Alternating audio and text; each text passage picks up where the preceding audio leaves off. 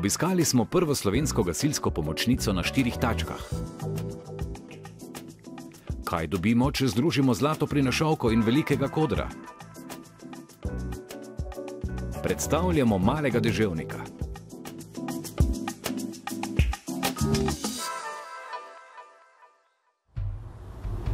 Pozdravljeni v družbi živali in ljudi. Današnjo oddajo pričenjamo na Gorenjskem. Smo pred gasilsko reševalno službo v Kranju. Spoznali bomo prvo pomočnico gasilcev na 4 nogah v Sloveniji.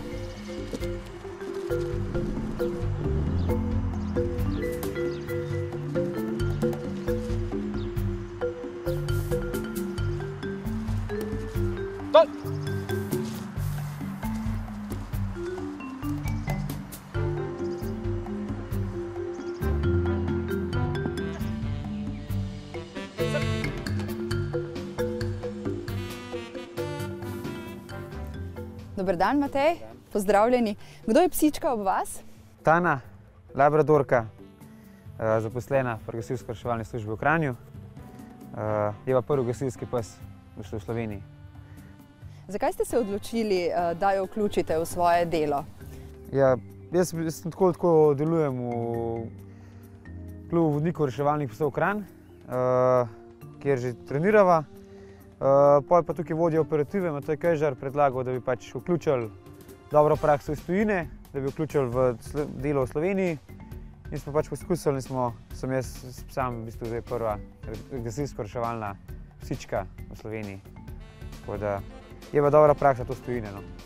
Tako da mi samo ponavljamo. Koliko je Tana stara? Zakaj je primerna za to delo? Ja, stara je 1 let pa pol zdaj. Primeren je zaradi tega, ker je to delovna linija labradorca, pač neobičajen, malo drugačen, bolj atletske postave, malo manjša, ima pa zelo učljiva, pa veliko energije, kondicije, da lahko dela dolgo časa in da ne umaga. Vidva preživita veliko časa skupaj, spremlja vas tudi v službi doma. Kako poteka vajin dan? Ja, čisto običajno, odvisno, da če imava službo, gre zjutraj z mano v službo, dobi za jest, ima tukaj svojo kočo, gasilamo v domu. Pa čez dan malo potrenirava, malo okoli na sprehodu, okoli hiše.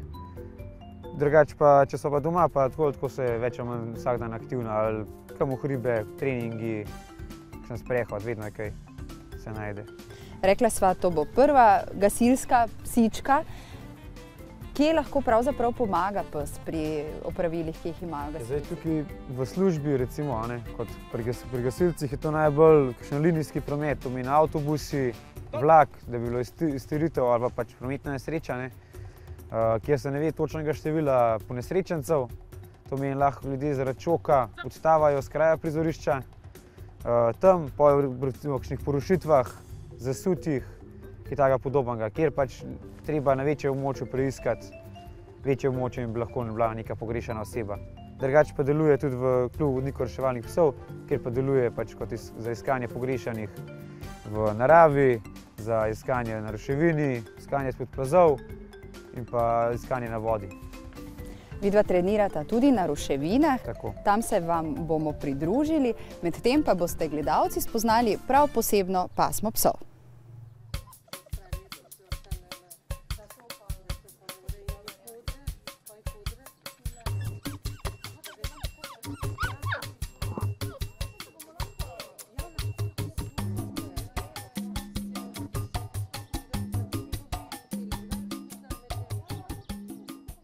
Ja, to je zdaj ta njihov najbolj uporabljen ime je Golden Doodle.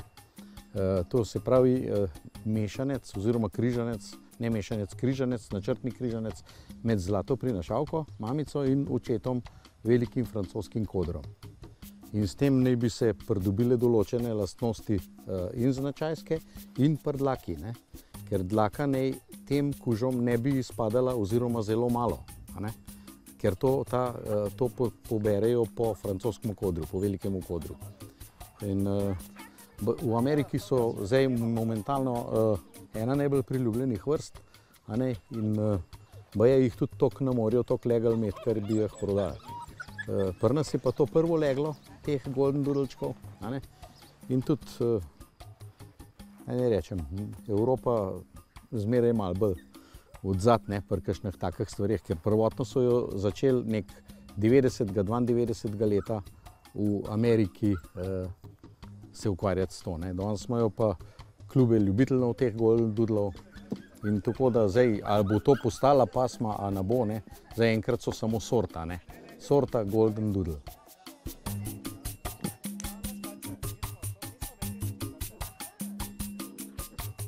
Mi smo imeli zlato prinašalko prej, pa smo pa dobili še tega kodra, ki je hčer kupila, velikega kraljevega kodra, in smo rekli, pa dajmo, ker je ona bila v Avstraliji in je videla, kako so to simpatični lepi kužki, je rekla, dajmo poskusiti z enim leglom teh golden doodlečkov. In so res taki srčki, da te prevzamejo. Jaz ne vem, vsak, ki jih vidi, se težko loči od njih.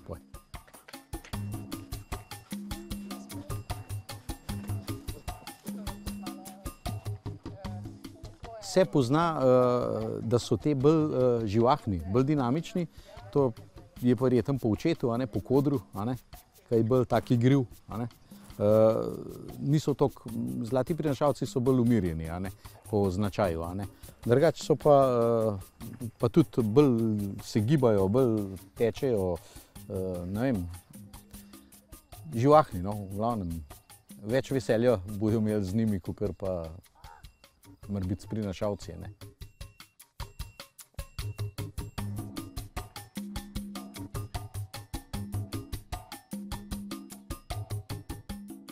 To so zdaj, oni pravijo, modni dizajnerski psi, sorta.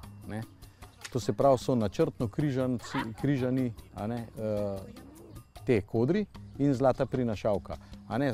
V cilju tega, da so lepi, simpatični, pa da še dobijo neke dobre lastnosti v zvezi s tem neizpadanjem dlake, oziroma veliko manj, če jih tudi nekaj še izpadajo, ne toliko.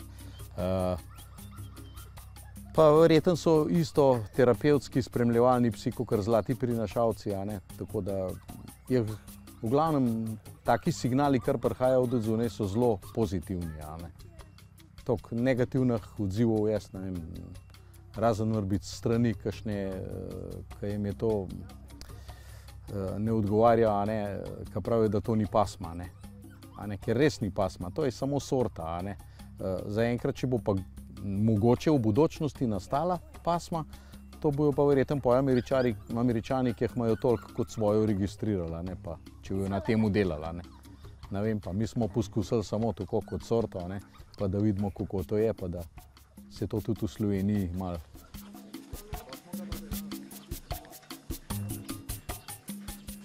Razmišljamo, da bi ena punca ostala doma, da bomo to pa videli, kako pa kaj, da bomo to spremljali naprej.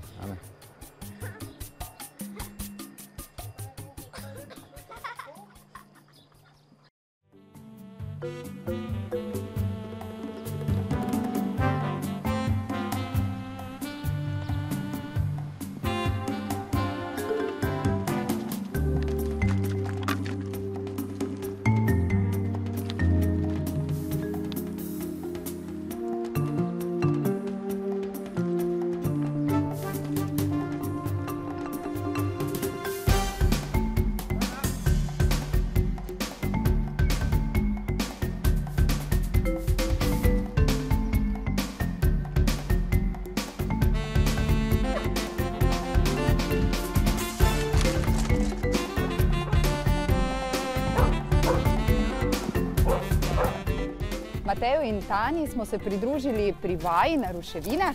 Tana me je našla. Kako pogosto vadita takole na ruševinah? Ja, kakor je priložnost. Tole je ena boljših priložnosti tukaj v Kranju. Treba najti kakšno ruševino, pa pojdi tam trenirati. Ni pa veliko vsakič rekel, da tako ruševino dobiš. To je pač en določen čas, lahko en mesec, en teden, kakor je, pa porušijo, pa da se pač takrat tam potrenira. Drugače se bo na kakšnih takih stavbah ali pa na kakšnih narejenih ruševinah trenira.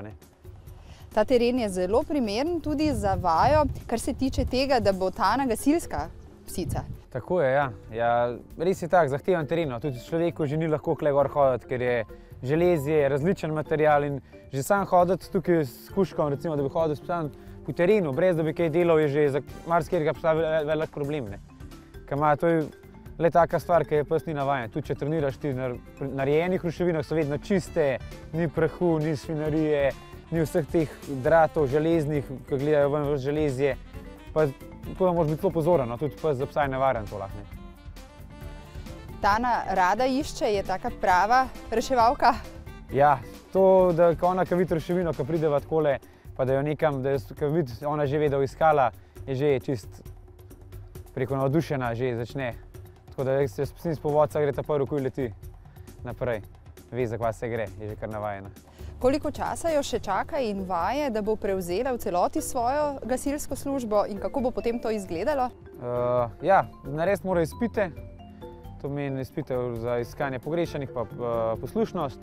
Ko naredi izpite, je pa polnopravni član. Tako da pa bo, ko bo z mano v službi, če bo intervencija, bo lahko pač z menoj šla na intervencijo in se pomagala naši ekipi na terenu.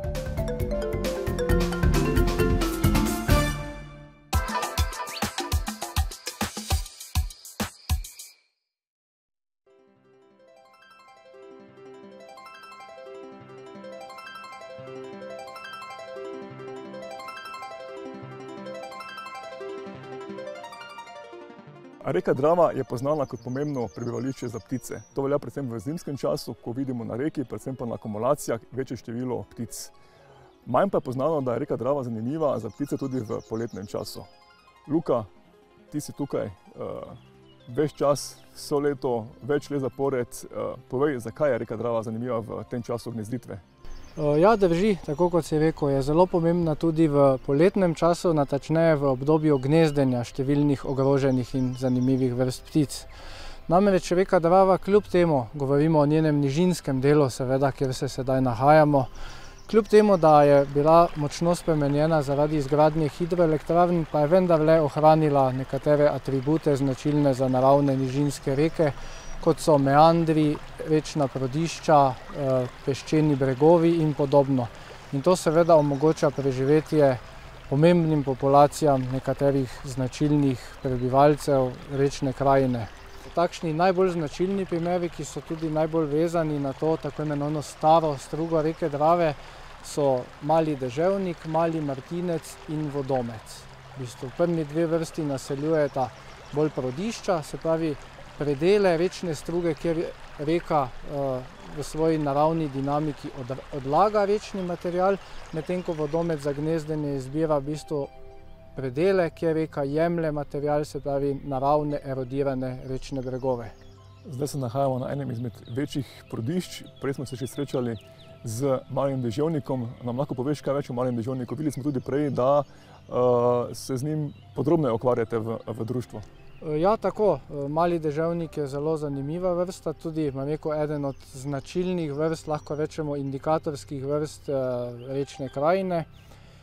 Vezan je pa predvsem na prodišča, se pravi naseljuje odprte, gole predele, v bistvu in tudi popolnoma je prilagojen na življenje v takšnih habitatih. Zato, kot smo videli, v bistvu tudi gnezdi na tleh, v bistvu naredi zelo skromno gnezdilno jamico, jajca so značilno kriptično obarvana, v bistvu to je na nek način, v bistvu ga varuje pred plenilci. In zanimiv je pa zato, ker v bistvu deževnik lahko gnezdi na prodiščih, samo tistih prodiščih, ki so relativno sveža, če lahko tako rečemo, tista, ki jih je nedavno ustvarila rečna dinamika. Saj takoj, ko se prodišče malo bolj zaraste, v bistvu za gnezdenje vrste ni več primerno. Mi vemo, da v naravni rečni dinamiki prodišča ves čas nastajajo in potem v fazi sukcesije in odnašanja materiala tudi se spreminjajo. Deževnik potrebuje tisto zgodnjo sukcesijsko fazo, se pravi popolnoma gola prodišča z golim belim prodom oziroma mogoče malenkost zaraščena z zelnatimi rastlinami, kaj več pa ne. Reka Drava danes vemo, da ni več taka, kot je bila nekoč, nima več nekih meandrov, vse manj je prodišč. Poplave so redke, teh prodišč nastaja vedno manj, se pravi, mali deževnik je zagotovo vedno bolj ogrožen pri nas in tudi širše. Tilen, zakaj ste se odločili ravno za malega deževnika? Ja, na Malega deževnika smo se odločili v sklopu projekta Life Drava, ki je projekt financiran iz Life sheme, projekt z slovenskim imenom Obnova rečnega ekosistema Režinske reke Drave. In kot cilj tega projekta je tudi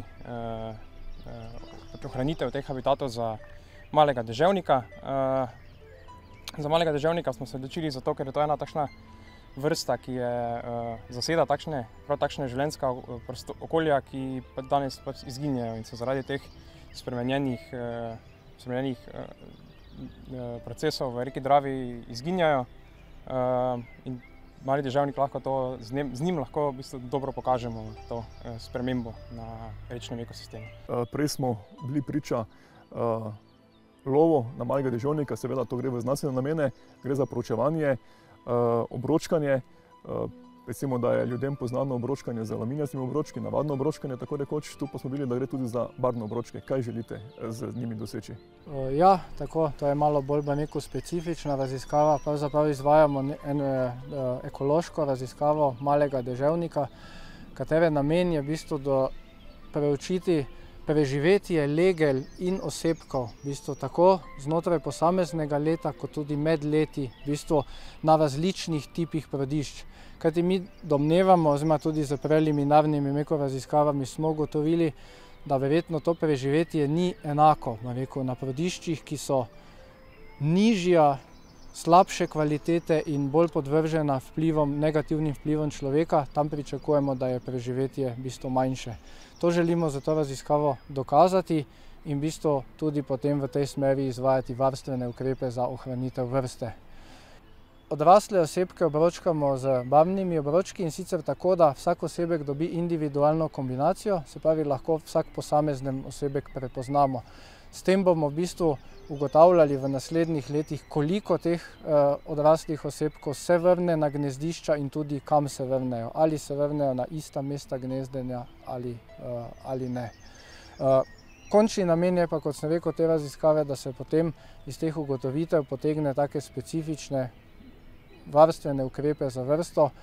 Vemo sicer zdaj že precej stvari, kaj je v bistvu treba za ohranitev vrste narediti, potem pa v bistvu bo treba to tudi nekako prenesti še v prakso. Nekaj tega bomo naredili v tem projektih, bo pa potreben še dodaten napor tudi za to.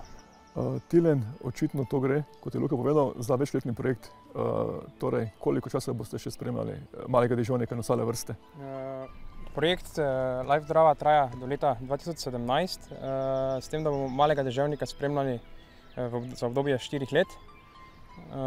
Poleg tega pa bomo v tem času projekta spremljali tudi še druge vrste, kot je že prej Luka omenil, vodomca, malega martinca in seveda tudi ostale ptice na reki Dravi.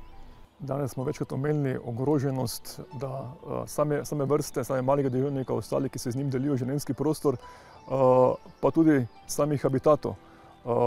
Vidimo, da prodičja so ogrožena, vidimo, da jih je vedno manj. Kako lahko dejansko pomagamo Malemu deževniku samemu, oziroma zakaj je praktično ogrožen? Ja, različni dejavniki vplivajo na v bistvu preživetje legel in s tem na dolgoročni obstoj vrste pri nas. Zelo pomembni so tudi vplivi človeka in med temi verjetno je treba na prvem mestu omeniti nezakonito izkopavanje proda, v bistvu aktivnost, ki uničuje tako habitat vrste sam, kot tudi v bistvu vpliva negativno, ker se uničijo gnezda lahko. In pa še en dejavnost, ki je nekako še bolj razširjena vzdolž reke Drave, to je pa vožnja v naravnem okolju, zlasti z motocross motorji, štirikolesniki in podobnimi vozili, ki pa v bistvu direktno uničujejo gnezda. In tudi lahko rečem, da že v tej letošnji raziskavi, ki jo izvajamo, v bistvu smo na take primere že naleteli, ko so bila gnezda direktno zaradi teh dejavnosti uničena. To sta pa rekel taka, potem če pa malo širše pogledamo, je pa seveda ta naravna rečna dinamika, ki je okrnjena, ki jo pa lahko v bistvu nekako povrnemo le z renaturacijami rečnih rokavov, prodišč in sploh, bom rekel, ukrepi, ki vodijo v povečanje te rečne dinamike in s tem oblikovanje habitatov za deževnika. Upamo torej, da bo negativnih vplivov na prodišča in sami strugi reke Drave čim manj in da bo projekt čim bolj uspešen in da bo naslednje leto čim več malih deževnikov se vrnilo. Ja, zagotovo. Žal je trend teh dejavnikov taki, da jih je vedno več, seveda pa imamo v okviru projekta na voljo sredstva, da nekaj storimo, da se to obrne.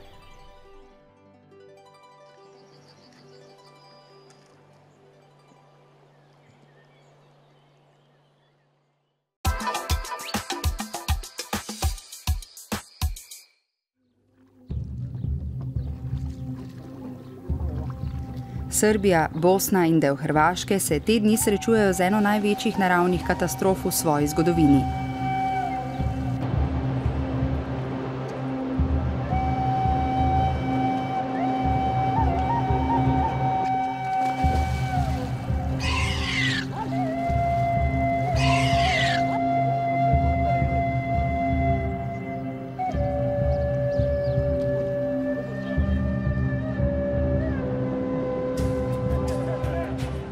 Narasle vode so po poročanju medijev terjale že več življenj.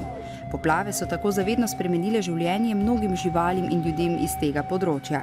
Nihče ne ve, koliko hišnih ljubljenčkov in domačih živali je v ponorelih vodah v zadnjih dneh v Srbiji in Bosni izgubilo življenja. Dogodila katastrofa u selu koje broji nekih 200-tinjak kuća. Dakle, ostalo je nekih 1000 komada raznih životinja. Na sreću svo stanovništvo koje je trenutno živjelo tu u selu, cirka nekih 600 ljudi je evakuirano na vrijeme. Nakon povlačenja ove vode mi ne znamo šta će nas tek tada dočekati. Številni lastniki iščejo svoje izgubljene pse in druge živali, ob tem pogosto tvegajo svoje življenja.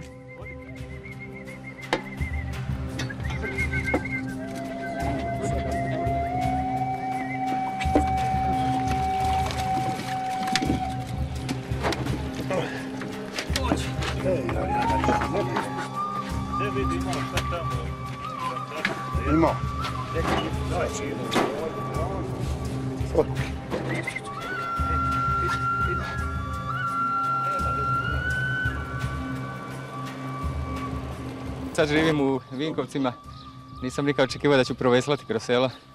Ništa, sve je ostalo, životinje, sve je potopljeno. Bitno je da su loše džabe, da su sam potpis. Džabe negdje pocrkao.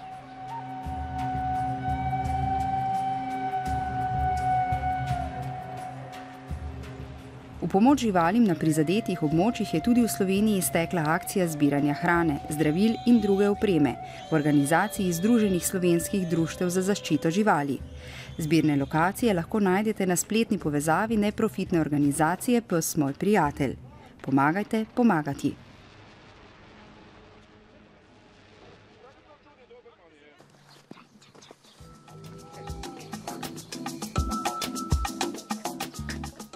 Današnje druženje z živalmi in ljudmi je pri koncu.